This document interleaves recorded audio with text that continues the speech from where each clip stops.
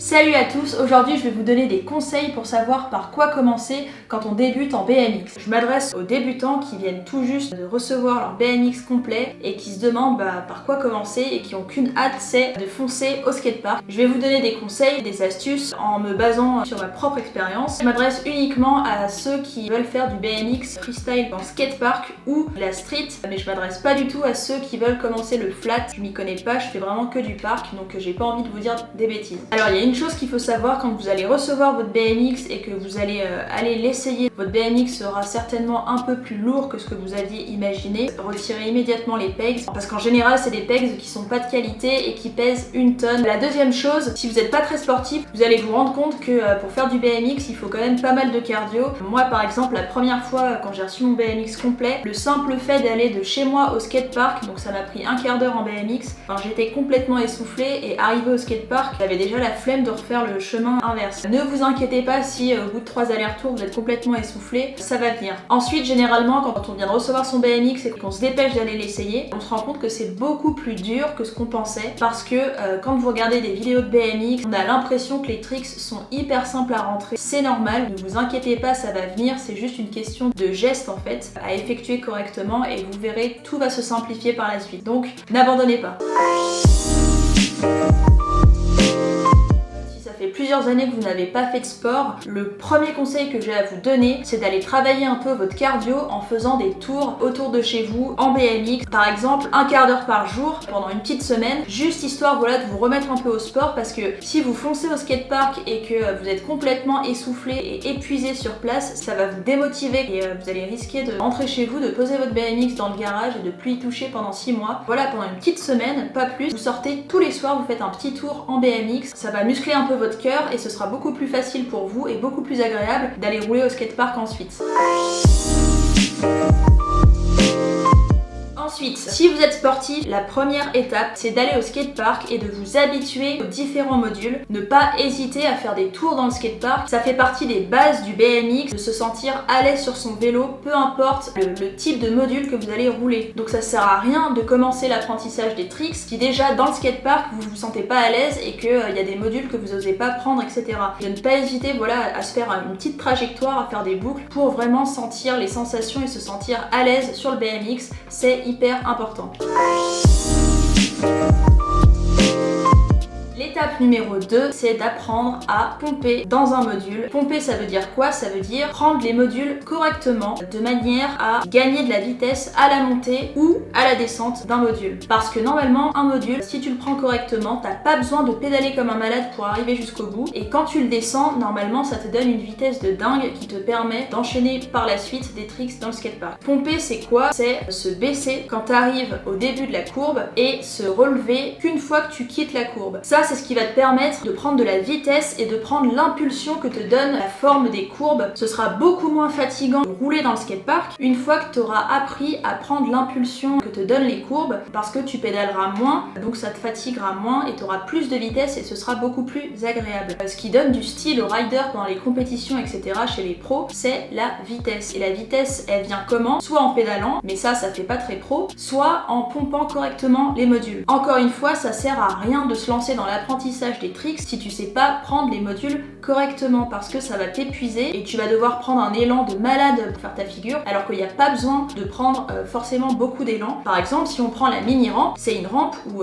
pour accéder en haut, t'as pas d'autre solution que de pomper petit à petit pour monter de plus en plus haut et arriver en haut. Moi quand j'étais petite, je me disais mais comment est-ce qu'on fait pour monter là-haut? Je pensais que tous les riders en fait ils escaladaient par derrière la mini rampe et qu'ils portaient leur BMX sur leur dos alors qu'en fait pas du tout, il suffit d'apprendre à pomper et ça fait vraiment partie des bases. La deuxième chose dans cette deuxième étape, c'est d'essayer de prendre de la hauteur en sortie de module. C'est-à-dire que par exemple, je sais pas, vous avez un plan incliné dans votre skatepark, vous essayez de prendre un petit peu d'élan, de pomper correctement et vous essayez de décoller la roue arrière en sortant du module. Parce que si vous faites du BMX park, la majorité des tricks, vous les réalisez en l'air. Et en fait, ce qui va faciliter l'apprentissage des tricks, ça va être le fait d'être longtemps dans les airs et donc ça, c'est quelque chose qui se travaille presque à vie en BMX, la prise prise de hauteur, donc commencez le plus tôt possible et essayez de décoller votre roue arrière le plus haut possible. Donc voilà, ça vous pouvez le faire pendant une semaine, 2 semaines, vous vous entraînez à descendre tous les modules, à pomper, à prendre de la hauteur. C'est hyper important si vous voulez par la suite avoir les bases nécessaires pour apprendre les tricks avec facilité et rapidité.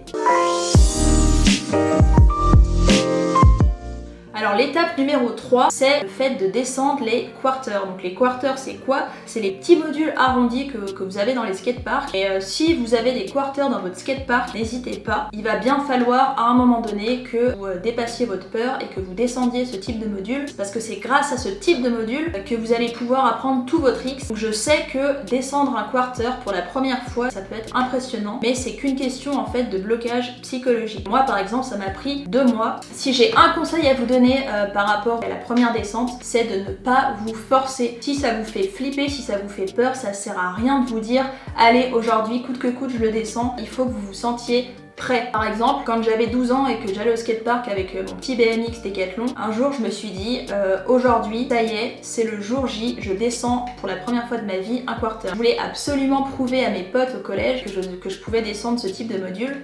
Donc je me suis perchée en haut du module et je me suis dit je ne rentre pas chez moi tant que je l'ai pas descendu. Et résultat, je suis restée 40 minutes en haut du quarter avant de le descendre. Et quand je l'ai descendu, je tremblais tellement que de toute façon ça me faisait toujours aussi peur. Donc sur le moment j'ai hurlé de joie, sauf que je suis revenue 2 jours plus tard au skatepark et j'étais toujours autant flippée à l'idée de descendre un quarter. Donc ça n'a pas fait évoluer le blocage dans ma tête. Donc voilà, le conseil que j'ai à vous donner, c'est attendez de vous sentir prêt. Une fois au skatepark, j'ai vu un petit qui était à la trottinette, qui descendait des quarters et sa petite sœur, elle osait pas le faire. Il lui répétait mais vas-y, vas-y, t'inquiète, c'est rien du tout. Elle était morte de trouille et il a fini par la pousser. Sauf que elle, avec la peur, elle a lâché la trottinette, elle est tombée, elle aurait pu se faire super mal. Donc la preuve que quand on a peur, de toute façon, on fera des gestes hyper dangereux parce que voilà, on est stressé, on pense à 1 milliard de trucs en même temps et ça ne marchera pas, c'est hyper dangereux de faire un truc quand on a peur. Donc vous inquiétez pas, montez tous les autres modules du skatepark et puis vous verrez que petit à petit vous vous direz tiens aujourd'hui je le sens bien, ça me fait moins peur qu'avant et ça viendra tout seul. Ensuite, le deuxième conseil que j'ai à vous donner pour descendre les quarters, c'est de les monter. Parce qu'en fait, monter un quarter,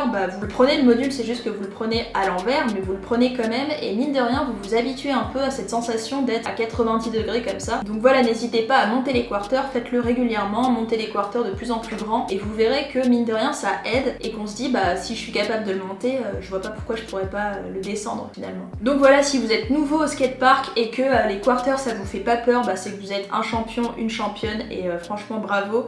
Par contre si ça vous fait flipper, dites-vous que c'est tout à fait normal. Vous verrez qu'en fait une fois qu'on l'a fait, on se dit mais pourquoi j'ai attendu en fait, il se passe rien du tout. Si vous arrivez à le faire une fois, refaites-le directement après et à chaque fois que vous allez au skatepark, commencez directement par ça pour pas que ça reparte et que la peur se réinstalle.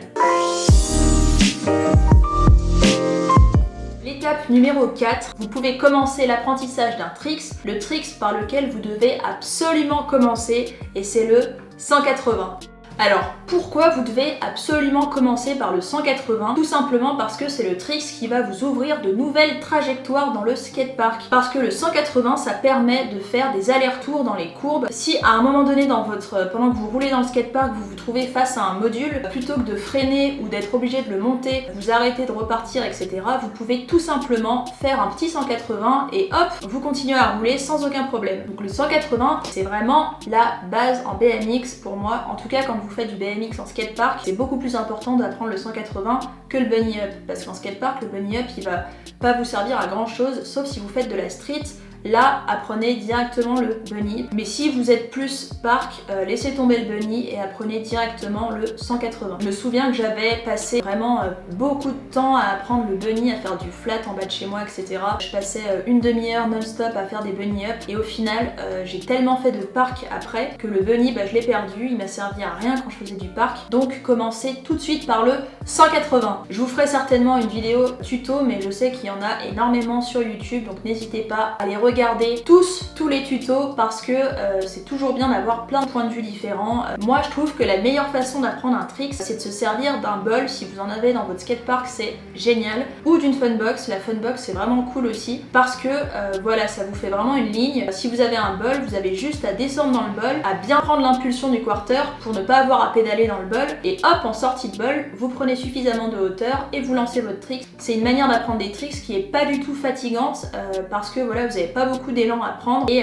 c'est assez top, surtout pour apprendre le 180. Si vous avez des grands quarters, n'hésitez pas à essayer de faire des petits allers-retours. Progressivement ça va venir, vous inquiétez pas, ça va venir tout seul.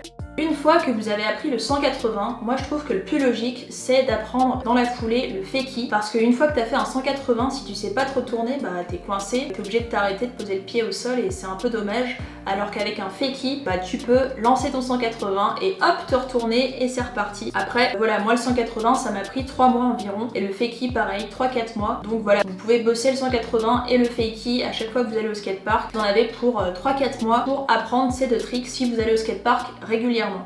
Une fois que vous maîtrisez le 180 et le fakie, je trouve que le plus logique c'est de continuer avec le 3-6 parce que le 360 c'est juste une histoire de rotation et une fois qu'on a le 180, bah il suffit de pousser un peu la rotation et hop, le 3-6 c'est rentré et c'est quand même une figure qui est impressionnante et qui est pas si dure que ça à réaliser. Donc, je trouve que voilà, après le 180 et le fakie, paf, le 3-6. Une fois que vous gérez le 3-6, et ben après vous pouvez vous lancer dans l'apprentissage de n'importe quel tricks. Après c'est une question de goût, vraiment. Moi il y a des tricks que je trouve magnifiques comparé à d'autres. Après les tricks ils ont des difficultés relatives. Certains tricks sont hyper impressionnants et beaucoup plus simples à apprendre que d'autres qui vont être super chauds, super longs à apprendre et qui sont pas si impressionnants que ça au final. Puisqu'on parle des tricks, je reviens un peu sur le bunny up. Moi, le bunny up, en fait, le seul truc auquel il me sert, c'est à monter des trottoirs quand je me balade en BMX, quand je vais au skatepark, quand je suis en ville. C'est hyper agréable d'avoir une bonne vitesse et de ne pas être bloqué par un trottoir, de pouvoir directement passer au-dessus. Et puis ça impressionne aussi les gens parce qu'ils se disent mais elle va se prendre le trottoir et paf, un petit bunny et ça passe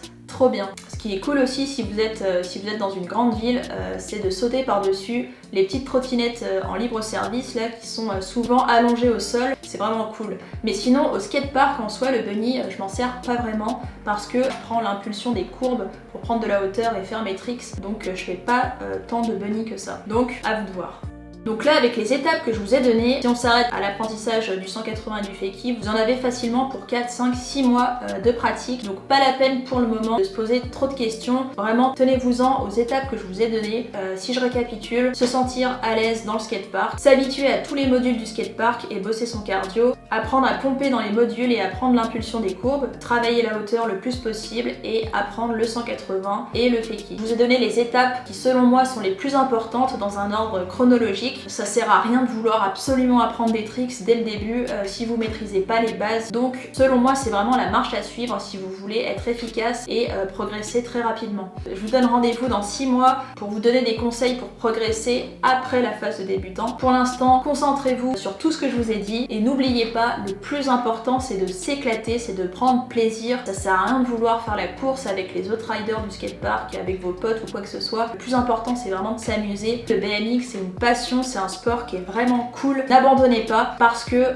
vraiment si vous y allez régulièrement mais pas trop souvent non plus, vous verrez que le plaisir sera toujours là. Donc forcez-vous à ne pas y aller tous les jours. Reposez-vous, si vous êtes crevé, n'allez pas rouler, ça sert à rien, ça va vous dégoûter. Et n'oubliez pas que la phase débutant, tout le monde est passé par là, même les plus doués du skatepark, et que vous aussi vous pourrez en sortir si vous continuez le BMX. Donc ne lâchez rien, éclatez-vous, amusez-vous. Voilà, c'est la fin de cette vidéo, j'espère qu'elle vous aura plu. Je vous dis à bientôt pour une prochaine vidéo et en attendant, prenez soin de vous, bon ride.